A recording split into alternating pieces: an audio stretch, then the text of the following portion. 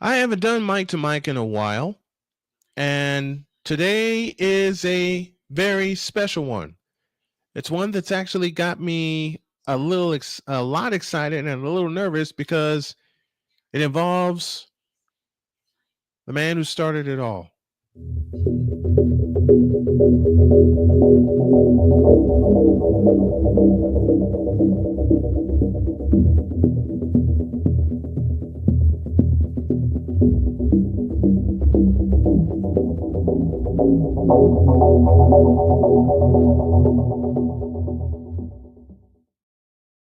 When I tell y'all that 9 times out of 10 people didn't believe in me, but it's the one person who did that makes the difference, this is the case.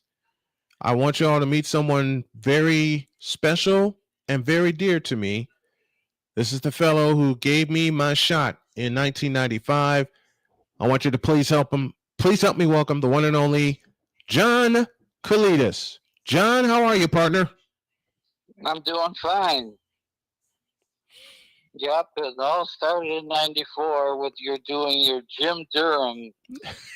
Not a lot of people probably don't even know who he is, but he was one of the greatest Bulls broadcaster of all time, and people would have known more of him if he had stayed with them during their championship runs. But when I heard you do that, I said, "This is the guy I want to be the voice of Chicago State sports radio." Yeah, it was that day where you brought me in and you gave me the offer and I couldn't refuse it. It was my first foray into not just sports radio, but doing play by play because later on this year I'll celebrate my official 30th year anniversary because it was 30 years ago. Did my first, quote unquote, Jim Durham impression when we played Northern Illinois. And if you think about it, John, that was like the first of many quote unquote experiments that we took with Chicago State athletics. Oh, yeah, that was quite an up and down experience, but it worked. It did work because a lot of people were starting to catch on to what we're doing. And as I said at the top of the segment, there are people that were against us, even in the department. And as you and I have talked over the years, that was a fight and a half in and of itself, just to get recognition and just to get a chance to do it. Yeah, but but when you go through a lot of adversity, regardless whether you're at the top of your game or someone just starting out, what that's what makes someone overcome things and get really great at what they do. And I think the adversity actually helped, even though it was not, you couldn't tell us at the time, but I'm sure that if we talk to a lot of people, who have made it in broadcasting, that in the beginning it was an uphill battle. So yeah, it was. When then the calendar turned from 95 to January of 96, and the promotions folks at WCSU wanted a spot at the homecoming game, which we had our spot first. And that was a fight and a half. And we're like, look, you can't sit here with us. This is the broadcast area, or at least we thought was the broadcast area. And I love the fact that they were doing their promotions, but man, there were so many protocols not only that were made but also missed during that inaugural year. Oh yeah, but we still survived it. It made us better, I think. It did. It made us a lot better. It made the team a lot stronger.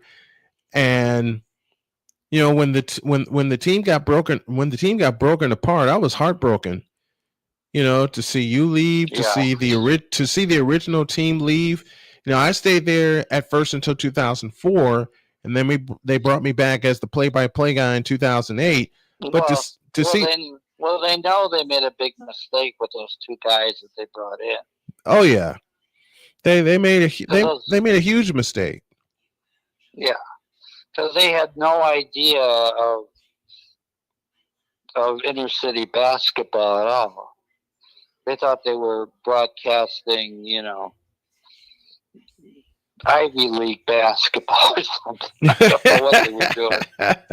Not that there's anything wrong with the Ivy League. I'm not No. trying to, but I mean, that's a whole different, that's a whole different vibe.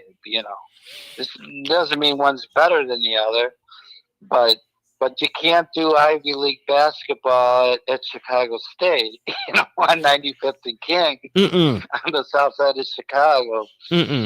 Because I had to sit there and and be there with and listen to their broadcasts, and I would sit there and I don't know how much Tylenol I went through having headaches after listening to them.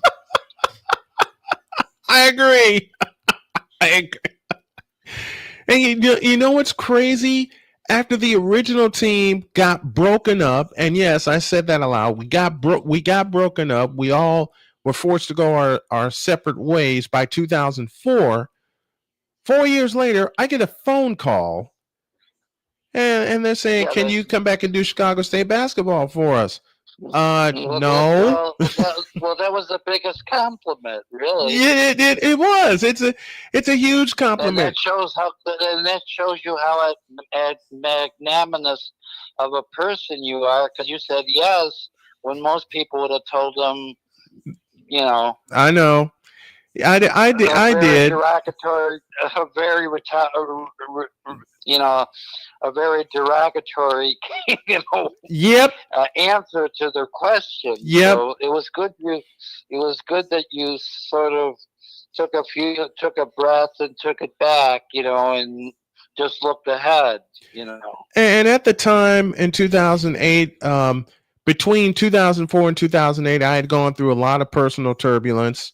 End of 2007, I just lost my dad to prostate cancer, so I was trying to navigate through that. And when they asked me to come back, it was kind of like what I needed at the time to just get my feet back under me, because I had just lost my dad, and a lot of people, you included, know how close I was to my dad. Yeah, it gave you an outlet. So in an odd way, it was good timing. Yeah, it was good timing. My mentor, my dear friend John Kulidas, joining us here on Mic to Mic, sharing stories of not only that first year, but the years after that.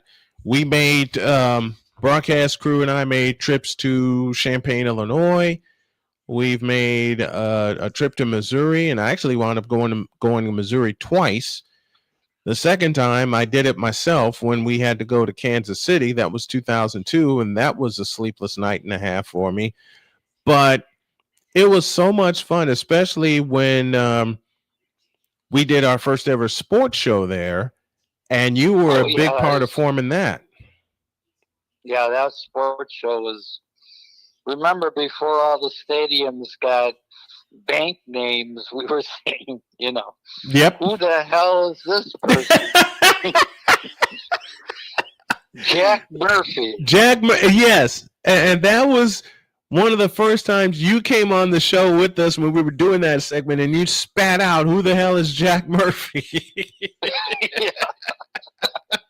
Yeah, I think that got us rolling. That one right there got us rolling. We had that show for 6 years, and we did it on campus. We did it off campus, but we made sure that we did it every day. And it was so much fun to do. We were on the internet by that time, and we got letters from all over the world. Yes, we did.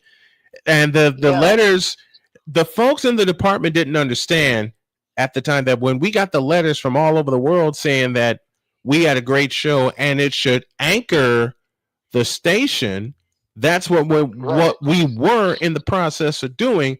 And then by the time we had a chance to nail it down, say like 2001, that's when everything in the department went upside down. Yeah, well, they got a new athletic director. That was the bad thing. Yeah. we won't mention his name because what good does that do us? But I mean, he thought he thought we were going to join the Big Ten or something. I know. There wasn't gonna. I mean, talk about delusions of grandeur. Ain't that the truth?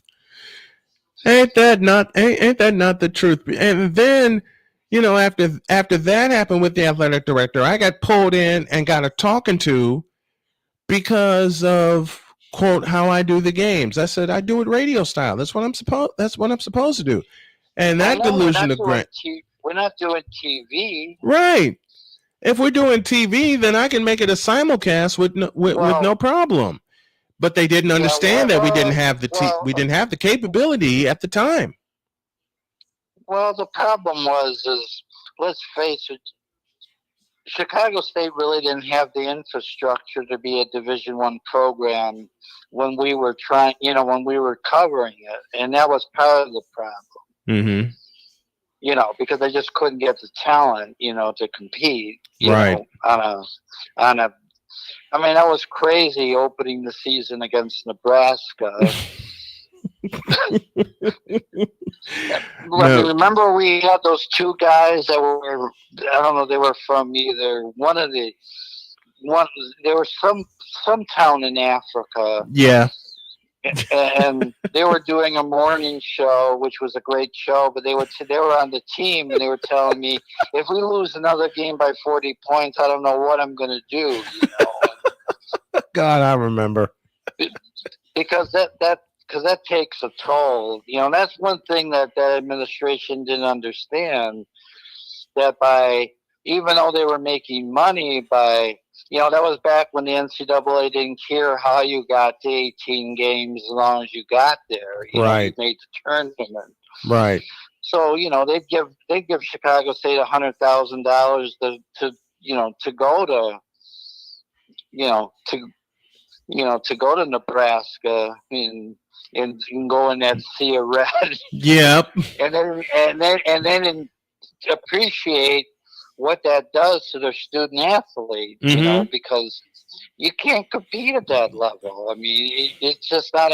It's not a matter of talent. It's just a matter of look at the money. Look how many years Nebraska was in the Big Eight. I mean, when they were in the Big Eight, we were playing Northeastern. That was our big game. Yeah, it was. Yeah, it was. Yeah. And that was a great rivalry. And they should have built upon that instead of worrying about going halfway across the country, But I think that was the issue. That they didn't. They didn't understand. Because I talked to them and they just looked at me and they go, "But look at the money, Mr. Kalite." And I said, "I know, but we're a learning institution, And and when who was the coach to start with an H when they were winning? Hodges. Yeah. Well, I mean, in their very early days, Holmgren. I think that's his name. That's when he got guys from Thornridge to play. Bonsack played guard for them. They were competitive. They beat UIC back in those days. Yeah, they did. They did. But that wasn't good enough for them. They wanted to beat Illinois. Come on. We made a trip to Illinois in '96. Yeah. We made a trip down to University of Illinois. Well, that was a victory in itself that we got to get to the Assembly Hall and carry. Yeah, I mean, what a great experience that was for everybody. When we made that very first trip to University of Illinois, and at that time we were sitting up in the stands. That's where all the broadcast positions were before they revamped Assembly Hall.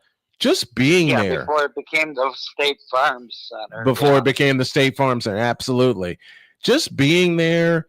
Getting to see the Orange Crush where they were originally sitting, which was on the baseline. For those of you in Illinois that remember, they were sitting on the baseline, and just being there. And we went in knowing the fact we were going to get crushed, knowing the fact we were going to get beaten badly. But it was the fact that, the school said, you know what? Go for it. That was one of the few times they were with us, I know. And we fought for more. And just being in that setting is, and it was a great thing that the University of Illinois was good enough to take a chance and play us, because they had nothing to gain. If they lost, it would be a total disaster. Right. And if they won, well, they should have won. But Lou Hudson was a great man. People don't give him enough. I don't think that university gives him enough credit. Had a chance to meet Lou Henson, who was very, very gracious. In fact, gave us a pregame interview. And then I had the chance to meet. I had the chance to meet the U of I's play-by-play voice, Brian Barner. Yeah, well, that guy. That guy was. That guy was legendary. Yeah, and to meet him and Lou Henson in the same night. Yeah. Well, that was the sad part, is you got better interviews from the opposing coaches than you got from our own coaches. Because they didn't want to do them. I know. They said, why you... The one guy, the only guy that was good was, remember the one year we won that whatever conference we were in, because we kept changing conferences so often. Oh, yeah, we did. But remember, we got that guy for 1 year and we won the conference. And we were a couple games away from going to the damn tournament. Yes. Yeah. I remember that very well. And you're right. He gave you a good interview. He sure did. He sure did. I had to cut it down. I had to cut it down twice just to make it within the pregame show parameters. Yeah, I know, because he wanted to talk. Yes. And I thought, this is the guy. And what did they do? They couldn't get rid of him fast enough. Exactly. And it was so much fun. It was so much fun talking to him. That was one of the first points. I extended the pregame show to an hour. And I got flack for that. And they're like, why are you making this an hour? Do you see how much our coach wants to talk to us about the game? Yeah, you don't cut the guy off. If he wants to talk, we're not a network, where we got to fit in other, this isn't NCAA, tournament where there's commercials and deadlines. I mean, this isn't Learfield Sports, by the way, or Westwood One. Yeah. We were just starting out, and we just got lucky and landed a coach that loved to talk about the game. So I extended the pregame to an hour. I came to you like, this okay? He said, go for it. If the guy loves to talk, go with it. So we did. Yeah, because Hodges really wasn't the greatest, even though he's a nice guy. Yeah, I love Craig Hodges, but he was so focused on the game, we could only get a good 7 minutes out of him. Yeah, I know. We could only get. I think he was. I think he was doing it for recreation more than anything else. Yeah, that's true. Then, like I said, I got hired back in 2008. Was actually hired there, and we could go on and on and on with stories about that situation with the athletic director that was there, Wayne Baskerville, who actually pulled me into a meeting and talked to me. And we went to followed the ladies to Missouri. And then I got to talk about this. This was a funny story. It was a big old mishap because I was supposed to accompany the teams to Houston for what is now Rio Grande Valley, UT Rio Grande Valley. And somehow there was a miscommunication, and the day before they left, no one called me and told me to be on campus because a plane was taken off.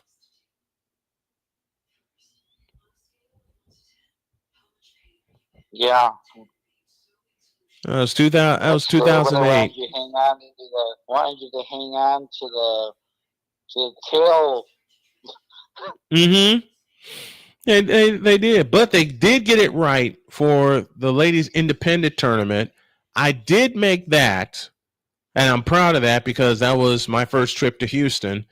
And then down, it was they were known as Texas Pan American at the time, UTPA, and was able to make that trip, cover the games there, and for the first time, I felt like, okay, I'm a D1 broadcaster now.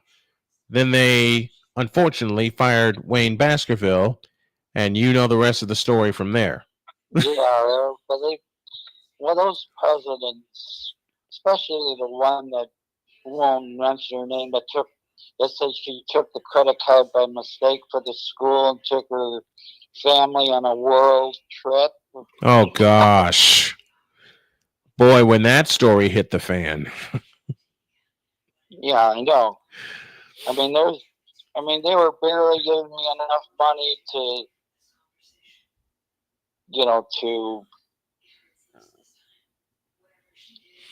you know, to stream, and Mm-hmm. then she's going all over the world. Yeah. Going. Yeah. Well, there were some good times, and one of the best times is when I met you, and you gave me a chance. So Well, I cannot thank you without enough. you, I'm not just saying that. I mean, the radio station. There were a lot of people that made the radio station great, but you were the cornerstone. I figured if I could just build one part of it, then the rest. Because then we got John Whitehead and a lot of other people in there. Mm-hmm. Started the news division. And the thing I'm most proud about is how we covered 9/11. Yes, I think we covered 9/11 better than some networks did. we did. We did. I'll never forget. I'll never forget that day because when the second plane hit, everybody ran in the studio like quick, and we turned everything on Yeah, and I fired know. everything up. I mean, we were more like that's when we learned what journalism was really about. Mm-hmm.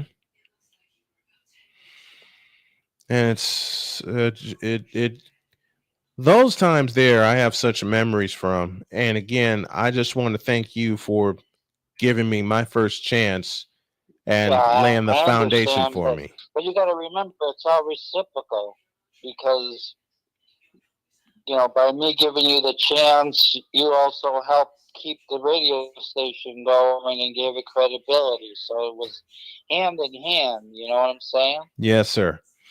Yes, sir. Because without you, they might have told me, "Sorry, John, this isn't working out."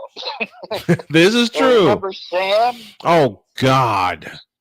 How many fights That's did we all. have with That's all we'll Sam? say is Sam. How We many won't. We won't. how We many won't fights did we use his have with last Sam? name because we don't want to run anyone No. down.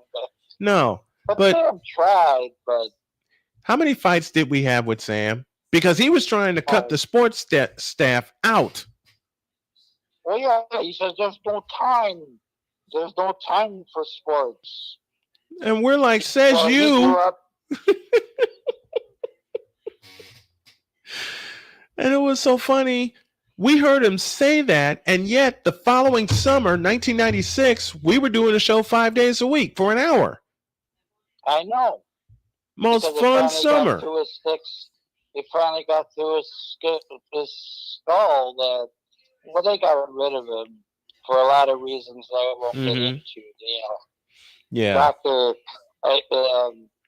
who really didn't like Sam was forget her name now. Not Dr. List. Who was the other really great Cleveland. lady that was Cleveland. Yeah, Cleveland did all kinds of research on him and said, you said that you were teaching at Virginia Tech when you were teaching at a school for Indian children. If there's one thing I will forever love about Karen Cleveland, she digs into her research. Oh yeah. She and the thing was with and the thing is with Dr. Liz, she helped her and I, well, without her, I mean, Yeah. I helped give her a lot of information because she didn't really understand broadcasting, but she knew how to write, you know, what do they call, you know, where you get money for Grants. Yeah, she knew how to write. Remember, we got that mega grant. Mm-hmm. We did. That's what really helped. One Then all of a sudden we got the new desk for the on-air desk and all the microphones. Mm-hmm. And we actually looked like a station after we got that mega grant. Yeah. So she was instrumental. Very much so. I hats off to her. And she took a lot of. She went up against. Yeah, they both Dr. List and Professor Cleveland went up against an administration that didn't want to see us succeed anyway. Yeah, well, you know who helped us a lot too was, God rest her soul, was Dr. West. Yes. Believe it or not. And she was an English teacher, but she understood the power of radio. She grew up listening to Herb Kent, you know. Mm-hmm. So I gotta tell the story before we get out of here. There was a doubleheader that we were doing at Chicago State one weeknight, and we didn't have